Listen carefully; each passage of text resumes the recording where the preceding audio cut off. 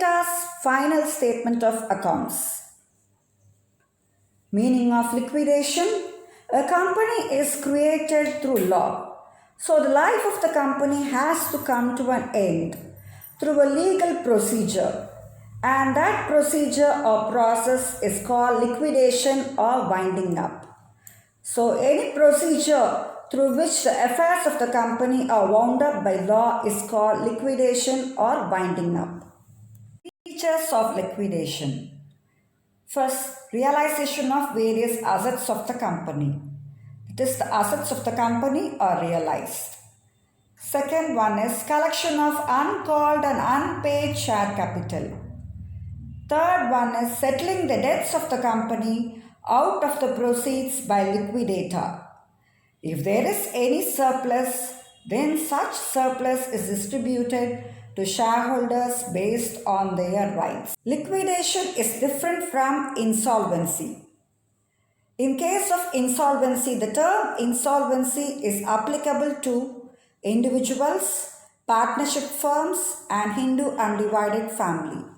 Whereas in case of liquidation, the term liquidation is applicable to a joint stock company.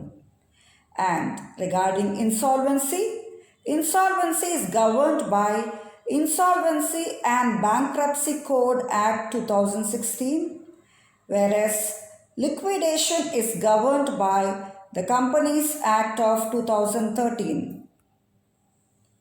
Ways of liquidation. There are three ways of liquidation. First is compulsory winding up by the court. Second one is voluntary winding up. And in case of voluntary winding up may be members' voluntary winding up or creditors' voluntary winding up. And the third way of liquidation is winding up subject to the supervision of the court. The first type of winding up, compulsory winding up as per section 433. Let us see the circumstances for compulsory winding up. If a special resolution has been passed for winding up in the general meeting, if default is made in filing statutory report or in conducting statutory meeting, if the company does not commence its business within 1 year of its incorporation, if the number of members is reduced to below 2 in case of a private company and below 7 in case of other companies, if the company is unable to pay its debts, and if the court gives a judgment that it is fair and equitable to wind up the company. Voluntary winding up may be members' voluntary winding up or creditors' voluntary winding up. First is members' voluntary winding up. In this case, company's solvency is declared by the directors. If the company's solvency is not declared by the directors, then it is known as creditors' voluntary winding up. The third way of winding up is winding up subject to the supervision of the court. This is a voluntary winding up but carried under the supervision of the court. Let us look at the meaning for the term contributory. Section 428 of the Companies Act 2013 defines contributory as every person liable to contribute to the assets of the company at the time of winding up. All the present members, that is shareholders, and past members are considered as contributories. Past members who cease to be members within 1 year from the date of commencement of winding up of the company are considered as contributories. Liquidator. In case of voluntary winding up, a resolution is passed in general meeting to appoint one or more liquidators. Liquidators remuneration are also fixed by the members, that is the shareholders. In case of compulsory winding up, official liquidator or provisional liquidator is appointed by the court. When the winding up order is passed, the official liquidator becomes the liquidator of the company. Let us see the duties of a liquidator. Selling the assets of the company, paying off company's debts. If there is any deficiency, then the contributories, that is, present shareholders and past shareholders, are called upon to pay the unpaid and uncalled share capital. If there is any surplus after settling the debts, then it may be distributed to the contributories on the basis of their rights. Finally, the registrar of companies removes the name of the company from the register of companies. Regarding date of commencement of winding up, for compulsory winding up, the date of commencement is the date of appointment of provisional liquidator is the date of commencement of winding up.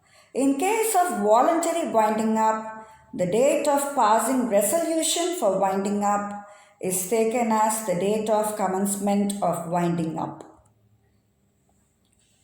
Liquidator's final statement of accounts. Liquidator maintains a cash book for recording all the receipts and payments. He submits an abstract of cash book to the court in case of compulsory winding up and to the company in case of voluntary winding up. He then prepares an account called Liquidator's Final Statement of Accounts after the affairs of the company are fully wound up. Let us now look at the format of Liquidator's Final Statement of Accounts. So it is similar to a receipts and payments account. So debit side receipts are shown and on the credit side payments are shown. Let us now look at the receipt side. So all the assets realized are given on the receipt side. That is cash at bank, cash in hand, marketable securities, that is securities which can be easily converted into cash, bills receivable, trade debtors, loans and advances, stock, work in progress, freehold property, leasehold property, plant and machinery, furniture, fittings, utensils, etc., patents, trademarks, etc., investments other than marketable securities, surplus from securities, amount received from contributories on unpaid calls at the time of commencement of winding up. Regarding payments, first, out of the amount available for payment, the legal charges are paid. So the first item on the payment side of final statement of account is legal charges. Next, liquidation expenses are paid. Third one, liquidators remuneration. Next, payment to debenture holders having floating charge, including interest. And regarding interest on debentures, in case of solvent companies, interest on debenture is payable up to the date of payment. And in case of insolvent companies, the interest is payable up to the date of winding up. A company is said to be solvent if the assets realized are sufficient to pay all the creditors of the company in full. And a company is said to be insolvent if the assets realized are insufficient to pay all the creditors of the company. The next payment is made to preferential creditors, then unsecured creditors, then preference shareholders are paid, including arrears of dividend, and after making payment to preference shareholders, equity shareholders are paid. Payment to secured creditors should not be shown in this statement of account. Let us now calculate surplus from securities which appears on the receipt side of liquidator's final statement of account. Surplus from securities is equal to assets realized minus payment to secured creditors. Example, first one, asset realized rupees 1,50,000. Amount payable to secured creditors is 1,25,000. Therefore, there is surplus from securities to an extent of rupees 25,000. Take the next example. Assets realized is 1,50,000, whereas amount payable to secured creditors is 1,80,000. So the realizable value of asset is insufficient to pay the secured creditors. So there is a deficit of 30,000, and to the extent of 30,000, these secured creditors are treated as unsecured creditors. The next is legal payments. The first item to be paid by a liquidator is the legal expenses. The company which goes into liquidation has to spend a lot of money for legal expenses. Therefore, these expenses are paid initially before making any payment to any other liabilities. Next, liquidation expenses are paid by the liquidator. Any expenses incurred by the liquidator during the period of liquidation are called liquidation expenses. And these expenses are subject to Insolvency and Bankruptcy Code Act 2016. A company should be liquidated within a period of 2 years. Paying liquidation expenses, liquidators' remuneration must be paid. Liquidator gets remuneration in the form of commission. Percentage of commission may differ based on the assets realized and payments made to creditors. Points to be considered while calculating liquidator's remuneration. If the liquidator gets commission at an agreed value on all assets not specifically pledged realized by him, then the formula for calculating commission on assets realized is equal to assets realized into percentage of commission divided by 100. Next one, if the liquidator gets commission at an agreed percentage on all the assets realized by him, including securities held by secured creditors, then commission on such assets realized is calculated as assets realized plus realizable value of securities held by secured creditors into percentage of commission divided by 100. In this case, payment made to secured creditors will appear in the liquidator's final statement of account. Next one is commission on amount distributed to unsecured creditors, and commission is calculated as unsecured creditors into percentage of commission divided by 100. If the amount available is not adequate, that is, if it is not sufficient to make the full payment to the unsecured creditors, then commission is calculated as amount available for unsecured creditors into percentage of commission divided by 100 plus percentage of commission. Example, creditors to be paid is equal to rupees 3 lakhs. Commission to be given on the payment made to creditors is 2%. Amount available is rupees 1,02,000. and the commission is calculated as amount available, that is 1,02,000 into percentage of commission. Percentage of commission is 2 divided by 100 plus percentage of commission, that is 2, totally 102. So 1,02,000 into 2 divided by 102.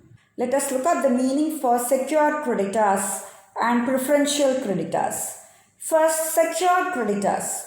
A person holding the security of the company for the debt due to him from the company is called secured creditor. Next is preferential creditors. Preferential creditors are basically unsecured creditors. They are paid first before anything is paid to unsecured creditors. In practice, these preferential creditors have priority over debenture holders while payments are made by the liquidator, whereas in the format it is shown only after payment is made to debenture holders having floating charge. Examples of preferential holders: any tax due to the central or state government or local authority. In this case, the preferential creditor may be a central government or a state government or a local authority. 4 months' wages and salaries payable to workers or employees within 12 months preceding the date of commencement of winding up. Any amount payable to employees under Employee State Insurance Act, Workmen Compensation Act, Provident Fund Scheme and Gratuity Scheme. Preferential creditors are also treated as unsecured creditors for calculating liquidators remuneration. Don't take preferential creditors if remuneration is asked to calculate excluding preferential creditors. Next, debenture holders. So debentures are issued with fixed charge and floating charge.